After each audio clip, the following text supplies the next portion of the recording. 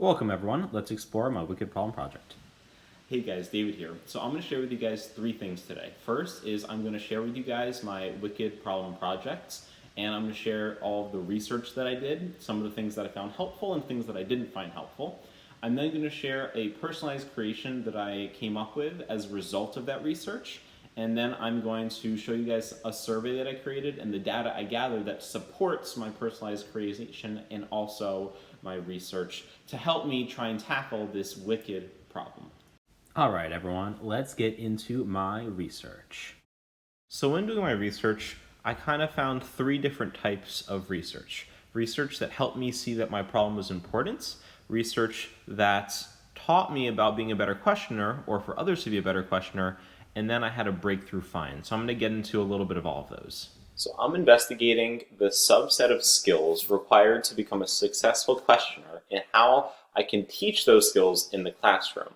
And the piece of research that really helped me figure out why my problem was important was Lewis 2007. And what he said was that the emphasis is being shifted in the classrooms, or needs to be shifted, from only learning content to being able to apply that content beyond school. So when they leave school, they've done things in the classroom that make them better collaborators, that enable them to promote their creativity and their communication. Like, these 21st century learning skills are so important. So Lewis 2007 helped me realize that this problem was very important to tackle. So the second part of my research is learning how to become a better questioner and try and pass these skills on to my students. So I learned a lot of things, such as from Berger 2014, that in this passage over here, it states that questioning isn't taught in most schools, and it's not rewarded, but it should be.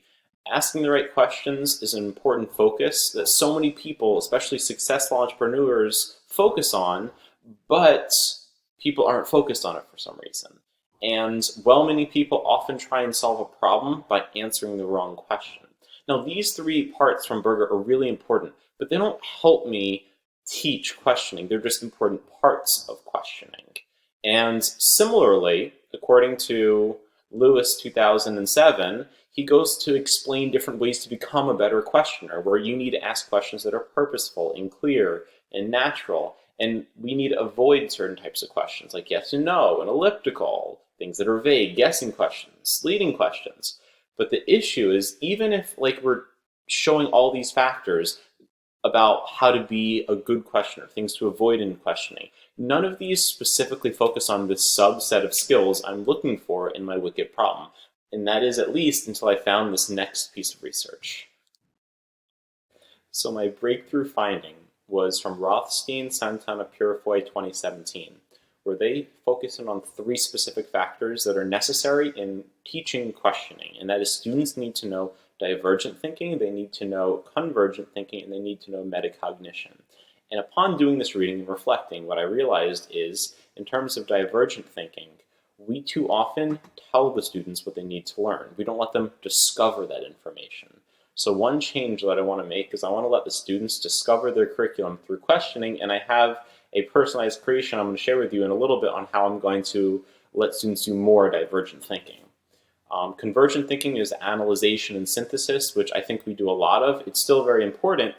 And lastly, metacognition, which we sometimes do, but definitely not enough, where they reflect on what they thought, but then also not just what they thought, but how they feel. Is there anything they can improve on? Is there anything that they thought went well? Like praising and thinking about their own learning. So I think by focusing on these three things, divergent, convergent, and metacognitive thinking, I'm going to be able to improve my questioning of my students and have more of them participate in the class. So my personalized creation, as a result of this breakthrough of improving divergent thinking, is in one of my lessons, I am focused on teaching them how to do research. And instead of telling them what to do research on, here's what I'm going to do. So I've created an activity where they are going to be using three different Google advanced search tools. One's called a quotation mark, which is an exact search phrase. One is omit, which means words in that phrase won't appear, and the other one is searching by sites. So what they're going to do is they're going to be told to go to Google.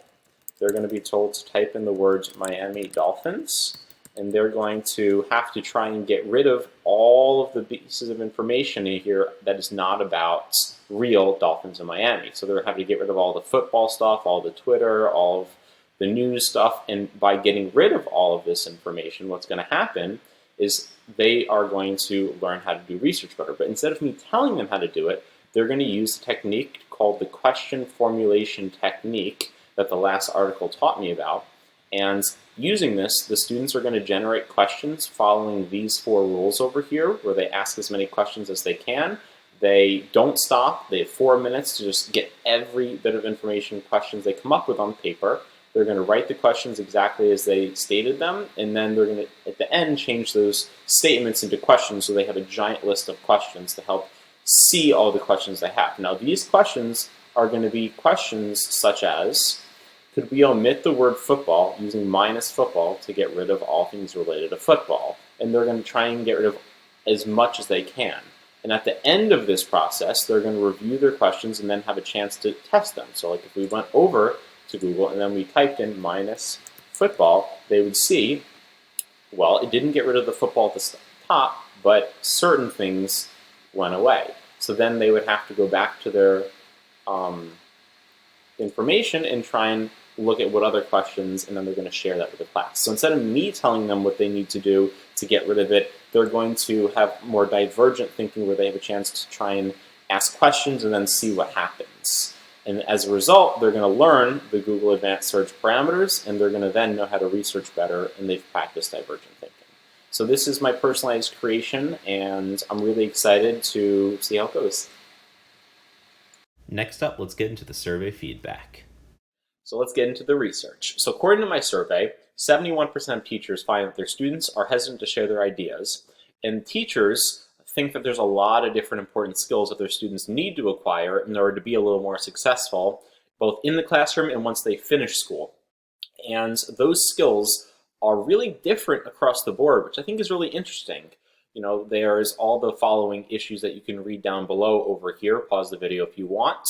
And I think that's important that there's so many different issues, but when asking these teachers to explain why these skills are valuable, what was interesting to me is that most of their explanations actually point to questioning skills. You know, across all of their explanations, I got that risk takers the students need to be risk takers, but people who take risks are people who ask questions and they test their thinking and they're reflective on what they asked. They're complaining that students are passive, and what passive means is they're not participating and they're not asking questions in class to get them engaged. They want people to be able to think independently.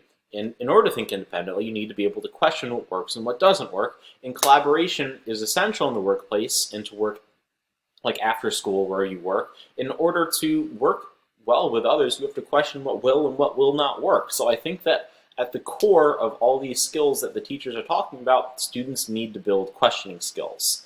And the struggling, unmotivated student, every single teacher said that they had this student, they were able to impact them, and they were to impact them by building rapport. And by building rapport, they built their confidence, and then they asked questions, is what people found.